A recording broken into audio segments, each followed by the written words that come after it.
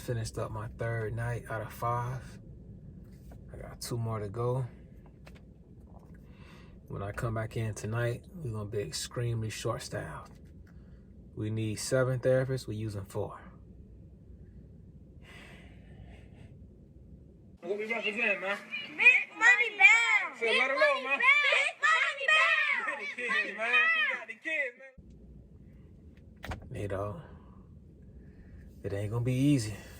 My bank account gotta remain cheesy, you feel me? So, I'm gonna do what I can do, dog. That's all I got for him. I'm gonna do what I can do, thug. Give me what you want. I'm gonna do what I can do. Turn these lights on, man. It's kind of dark. Hit one of these lights. So last night, we had the same amount of people that was there last night that was there the night before last. But last night, I had a heavier assignment than I did the night before. But it's the same amount of people. Fix this up. It's like, they had me covering 2 units, like 2 full units, bro. And a floor. 2 floors. And their reason was like, oh, both of the units not busy. What if they get busy? You feel me? So I don't like covering like 2 critical units, two critical areas like that. That's just something I don't like doing. But this is my job. I do what I gotta do. Like, man, to get out, you gotta go in. To get out, you gotta go in. Oh, I'm finna go in. I'm going in.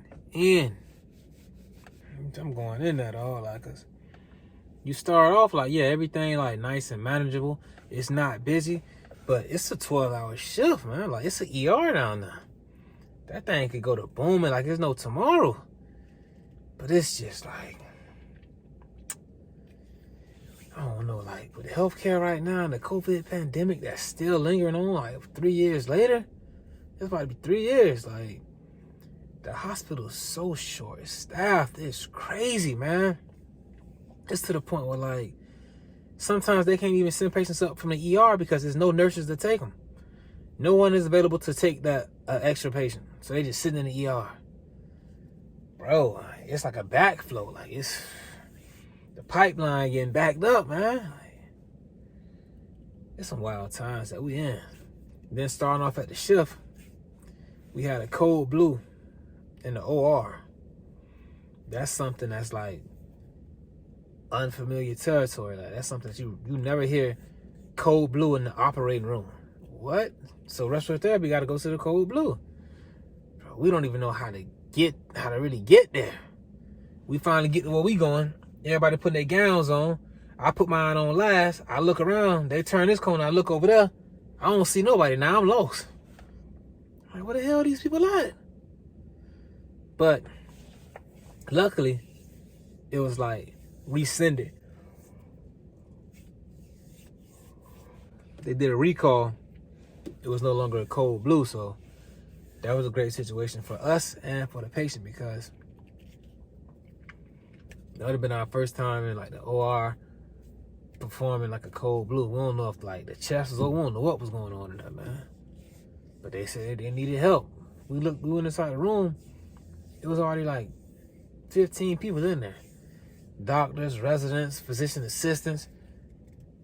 It would have been a total of like 30 people had we came in there during COVID pandemic. Yeah, we can't be in there that bunched up like that. So good thing that was a false alarm. So I go to my units, man. I begin my rounds. And I noticed that it's some new, it's like some very new nurses. When I say new, I mean like new, like younger than me. Like, you feel me? Like young folks, man. Time flying, bro. Like, they had to be like, something like 23, 24, like new nurses. And I'm to them, I'm like a veteran, dog. Time flying. I'm 39 years old. So, as soon as I get there, hey, are you respiratory therapy? Yes.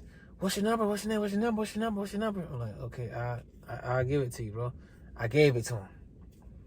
I came back around. They're like, what's your number again? What's your number? What's your number? What's your number? Hey. Like, I write my name and my number on the board, so like you don't forget it. You don't gotta keep asking me for it.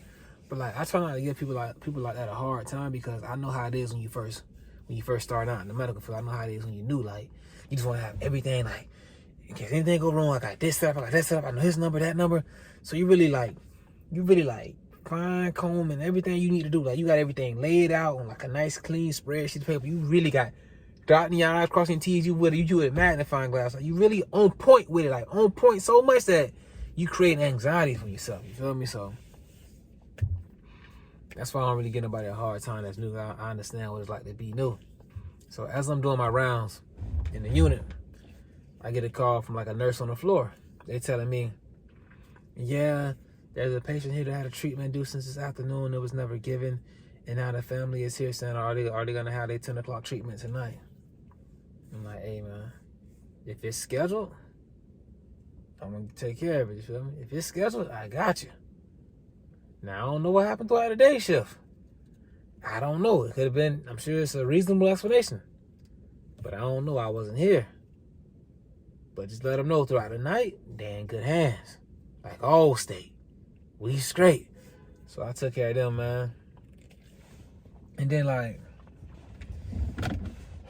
when you on, like, the floors, that's where you get your real, like, patient interactions from. Like, your real deal, like, patient interaction. Because when you're in the units, it's all, like, vented patients, basically. So ain't no interaction. Ain't nobody really talking to you. You talking to the patient, but they're not really talking back. You don't really know if they can hear you. You just trying to be, like, nice and polite. Well, I am. Instead of just going into, like, a patient room who on the vent and just touching them, grabbing them, doing stuff to them, and not saying nothing.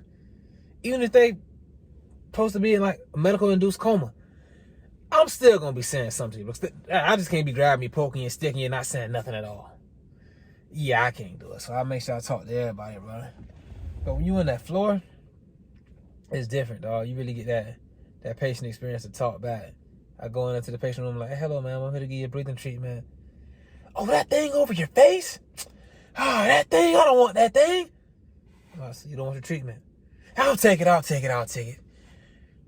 You just told me you didn't want it, dog. But I'll take it. I got you, dog. No problem, man. That lady like, can you cut my TV on? Because last time I tried to cut it on, the nurses ran in here saying I called them, but I was trying to watch TV. I'm like, yeah, I got you, man. No problem. It's like an older lady. Like, it's that patient interaction that you don't get in that unit, man. But the most insulting thing that you can ask a respiratory therapist, like, in my opinion, the most insulting, like, that you can ask a respiratory therapist is, did you have to go to school for this? Bro, come on, man. That's an insult because, yes, you got to go to school, first of all. Secondly, do you know how hard that program is? A lot of people ain't make it. A lot of people ain't make it out. A lot of people ain't make it in. That's a tough program, bro, for somebody to tell you, well, to ask you, did you go to school for this? Like, hey, do you want help from a respiratory therapist or not? Because you kind of disrespecting somebody who finna help you now. Do you want respiratory therapy help or not now?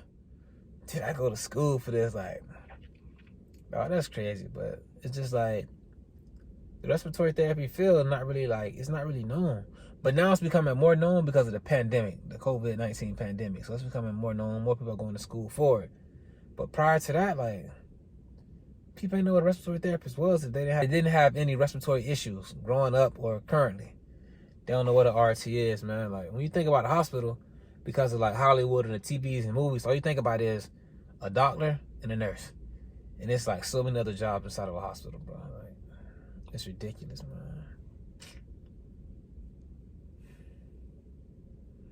They say that COVID is spiking back up.